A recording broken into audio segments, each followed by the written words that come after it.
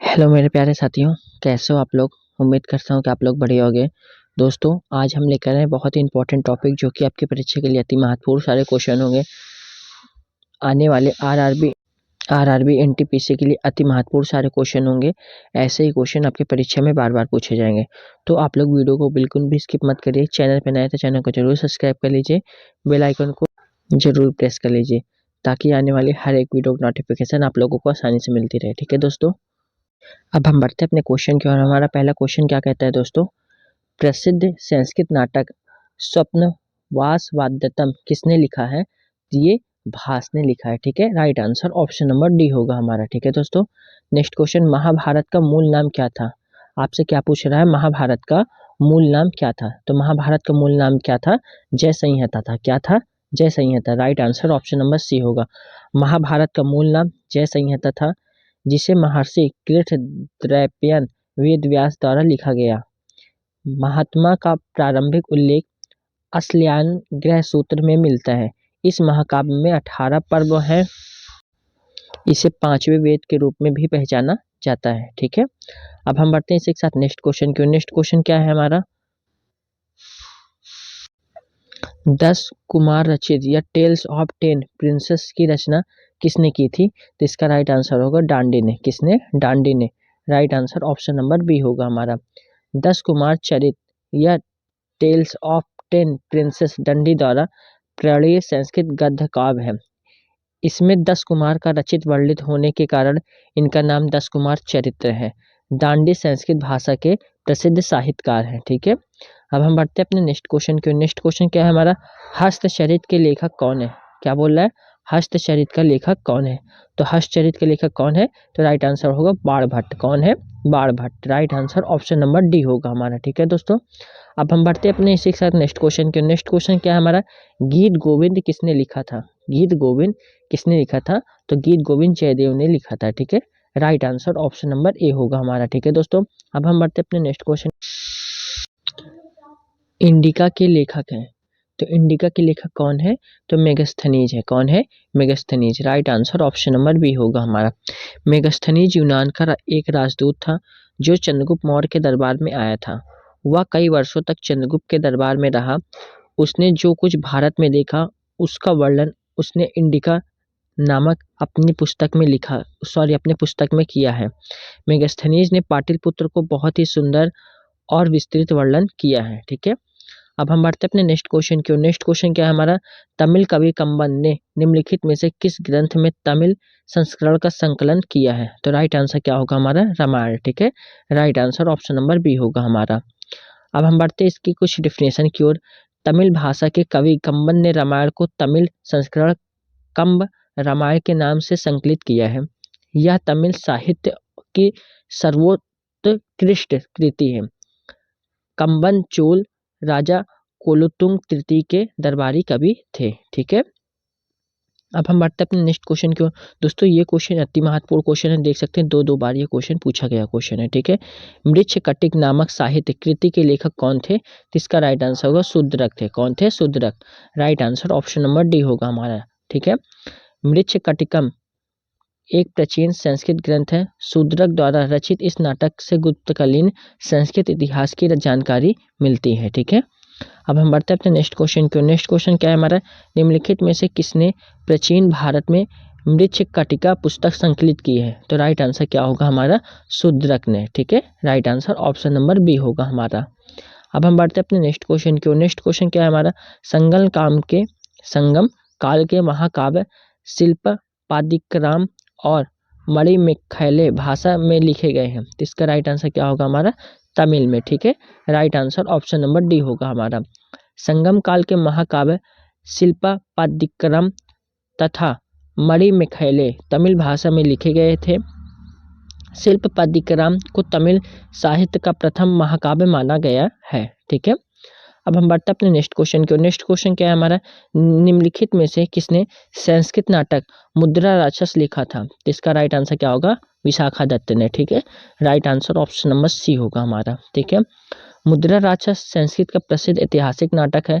इस संस्कृत नाटक के लेखक विशाखा दत्त थे। इस नाटक में चाणक्य और चंद्रगुप्त मौर्य के तृतीय जीवन से संबंधित घटनाओं एवं चाणक्य की राजनीतिक सफलताओं का विश्लेषण मिलता है। इस नाटक को हिंदी सर्वप्रथम अनुवादित करने का श्रेय भारतेंदु हरिश्चंद्र को प्राप्त है। विशाखादत्त संस्कृत भाषा के सुप्रसिद्ध नाटककार थे। देवी चंद्र गुप्तम तथा राघवानंदनम नाटकम विशाखादत्त की अन्य रचनाएं हैं। ठीक है, अब हम बढ़ते हैं अपने नेक्स्ट क्वेश्चन की। नेक्स्ट क्वेश्चन क्या है हमारा, निम्नलिखित में से कौन सी प्राचीन ग्रंथ पांचवा वेद भी कहा जाता है? तो इसका राइट आंसर क्या होगा, महाभारत। ठीक है, right answer option number D होगा हमारा। महाभारत में पांचवा वेद भी कहा जाता है। यह हिंदुओं का एक प्रमुख ग्रंथ है। महाभारत में 10 लाख श्लोक हैं। इसके रचयिता महर्षि कृष्ण द्रौपदयन वेद व्यास है। भारतीय संस्कृत में वेद इस सनातन धर्म के मूल और सबसे प्राचीन धर्म ग्रंथ है।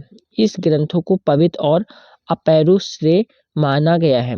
वेदों की संख्या 4 है, ऋग्वेद, यजुर्वेद, सामवेद और अर्थवेद। ठीक है, ये सारे इंपॉर्टेंट क्वेश्चन है। ठीक है दोस्तों, नेक्स्ट क्वेश्चन, निम्नलिखित में से किसने रघुवंशम संकलित किया है? तो राइट आंसर क्या होगा हमारा, कालिदास ने। ठीक है, right answer option number C होगा हमारा।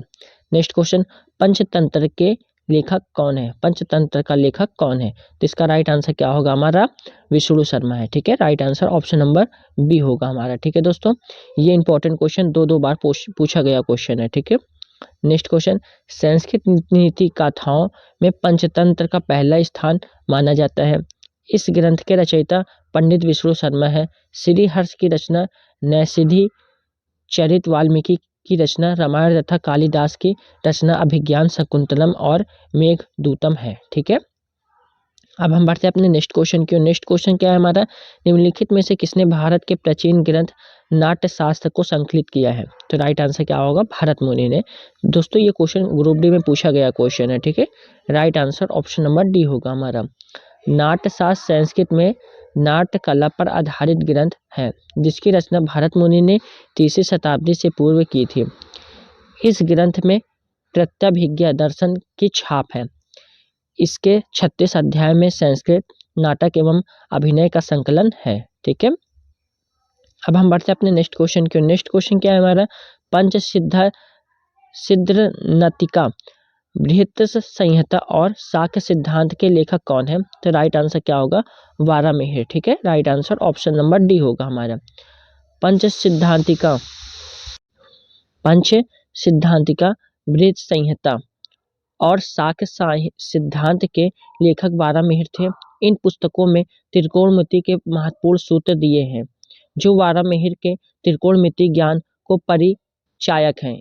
इसकी पुस्तक पंच सिद्धांत ने उन्हें फलित ज्योतिष में वही स्थान दिलाया है जो राजनीतिक दर्शन में कौटिल्य का, व्याकरण में पाणिनि और विधान में मनु का है। ठीक है, अब हम बढ़ते हैं अपने नेक्स्ट क्वेश्चन की। नेक्स्ट क्वेश्चन क्या है हमारा, तिरुकुलर नामक प्रसिद्ध ग्रंथ के संकलनकर्ता कौन है?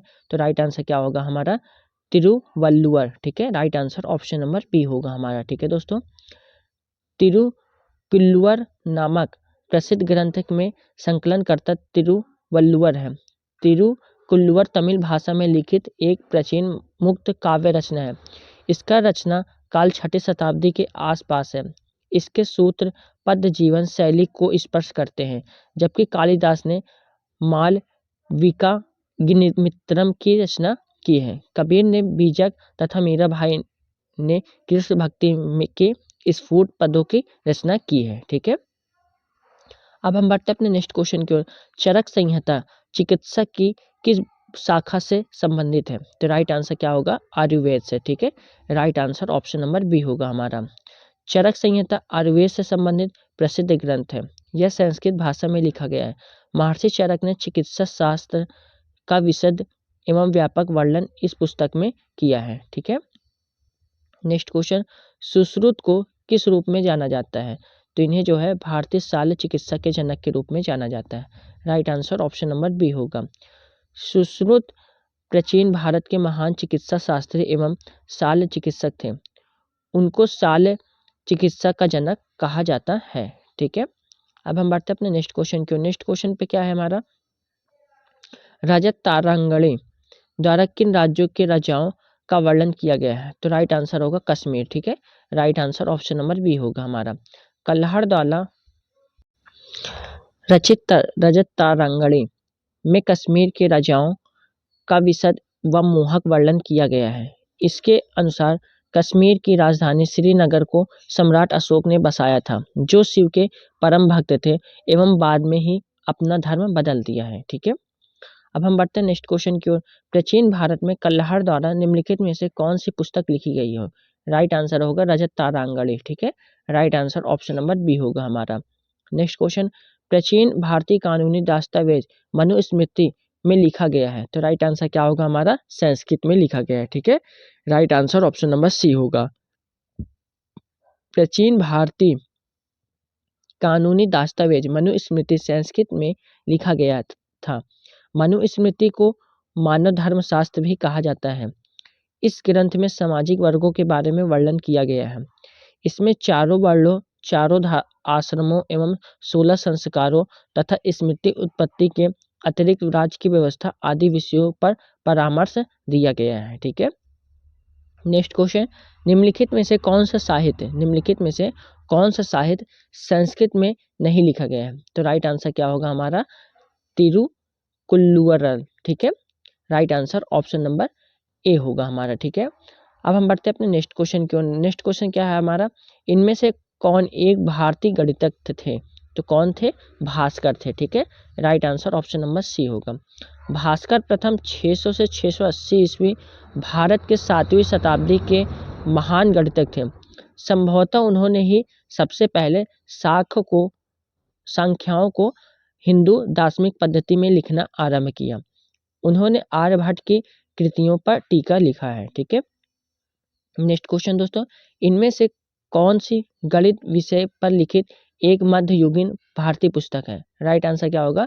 लीलावती। ठीक है, लीलावती के बारे में कुछ पढ़ लेते हैं। लीलावती गणित विषय पर आधारित एक मध्ययुगीन भारतीय ग्रंथ है, जिसकी रचना महान भारतीय गणितज्ञ भास्कराचार्य द्वितीय ने अपनी पुत्री को बुद्धिमत्ता से प्रभावित होकर किया था।